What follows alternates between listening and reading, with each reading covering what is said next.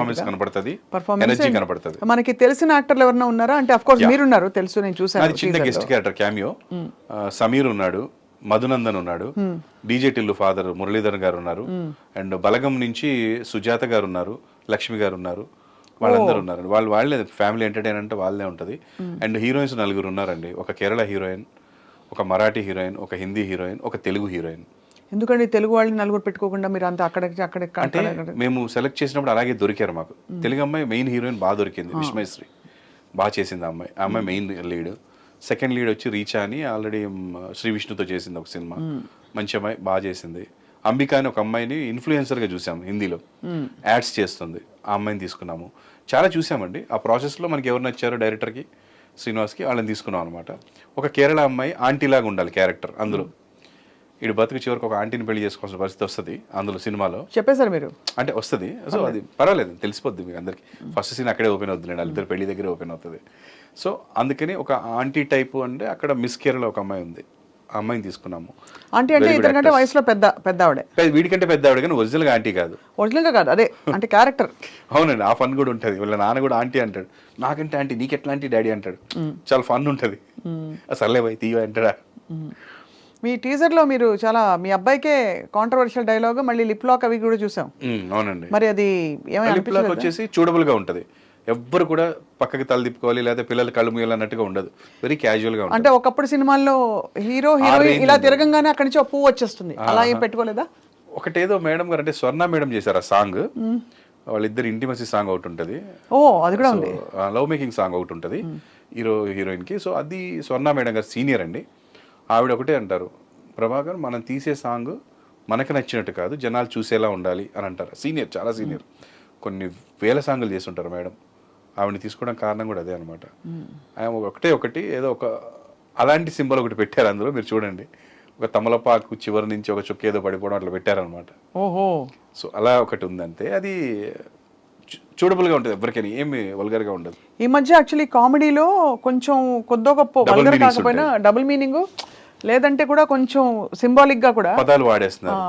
మింగుతా అని అట్లా అంటుంటారు, వేరే పదానికి ఏదో దీనికి అట్లా. సో అలా అయితే మేమేం చెప్పలేదు, ఒక్కటి కూడా లేదు మా దాంట్లో. పూర్తి కుటుంబ కథ నేపథ్యం ఉండే చిత్రం. ఇంకా వాడిని తిడతారు అంతే, చెత్తనా కూడా కానీ తిడతారేమో, కానీ అది స్టార్ట్ బూతు ఎందుకు పనికి వస్తారు అని తిట్టడం ఉంటుంది, అట్లాంటివి ఉంటాయి తప్ప బూతులు అయితే లేవు. బూతులకు ఆల్టర్నేటివ్ పదాలు అసలు లేవు. అంటే అది బూత్ అని తెలిసిపోద్ది ఆల్టర్నేట్ చెప్పిన తర్వాత కూడా. అవునవును, అలాంటి ఉద్దేశమే లేదు అసలు, క్లీన్ గా ఉంటది.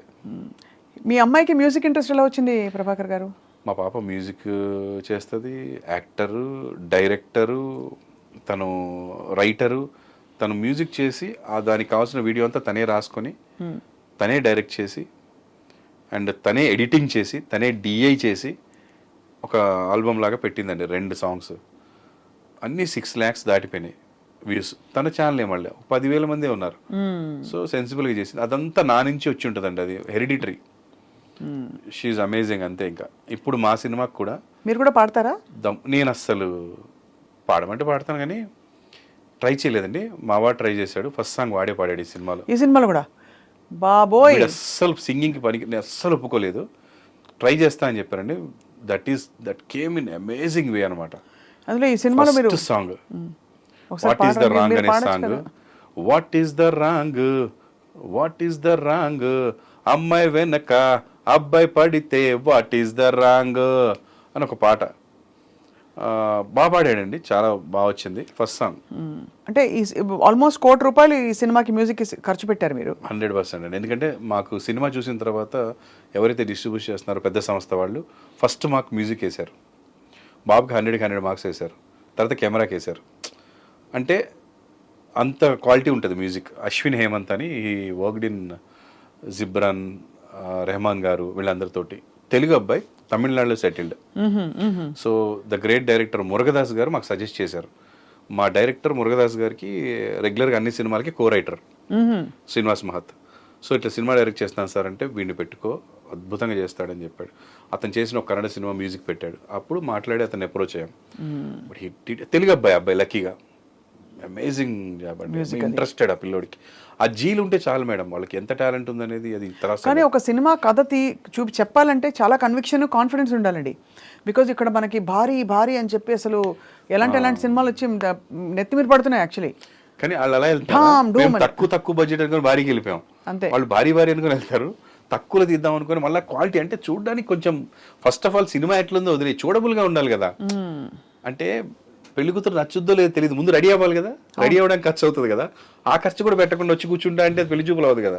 సినిమా కూడా అంతే, ముస్తాబ్ చేయాలి సినిమాని, ముందు అసలు చూడబుల్ అవ్వాలి కదా. అలాగని చెప్పి ఖర్చు అనుకోకుండా మేము ఒక 3 crores అనుకుంటే 5.5 crores వరకు వెళ్ళిపోయింది మేడం. అబ్బో, పర్లేదు ఇక మనవాడి సినిమా, మా సినిమా తప్పదు కదా. సో చంద్రహాస్ వచ్చి స్టాండప్ ఆన్ ద బెంచ్ లేట్గా వచ్చాను, సారీ. కానీ లేటెస్ట్ గా వచ్చాను. చెప్పాను కదా, అంటే ఫస్ట్ సినిమా అందరికి ఇంటర్వ్యూలు ఇచ్చుకుంటూ రావడంలో లేట్ అయిపోయింది అనమాట. Excited to give all interviews. How are you? Super fine, how are you? Pavani చిన్నప్పుడు ఫ్యాన్, అదంతా తెలిసిపోయింది నాకు. ఓ, ఫ్యాన్ పట్టుకుని వేలాడిన సంఘటన, అదే. మరియు ఫ్లయింగ్ స్కూల్కి వచ్చి 4 రోజుల్లో తిరిగి వచ్చిన సంఘటన, మరియు నాటు అప్పుడు తెలిసింది. How you Chandrahas, excited for the film? Super excited, అంటే ఇంకా మాటలు లేవు. ఫైనల్గా ఇప్పుడు ఇంటర్వ్యూకి లేట్ వచ్చినట్టే అనౌన్స్మెంట్ కూడా ఇప్పుడు ఇచ్చి సినిమా కూడా చాలా లేట్గా వస్తుంది. సో ఇంకా ఇంత లేట్ అయ్యేసరికి ఎక్కువ ఎక్సైట్మెంట్ ఉంది నాకు కూడా. మంచి బుద్ధిమంటి లుక్లో ఉన్నావు చంద్రహాస్.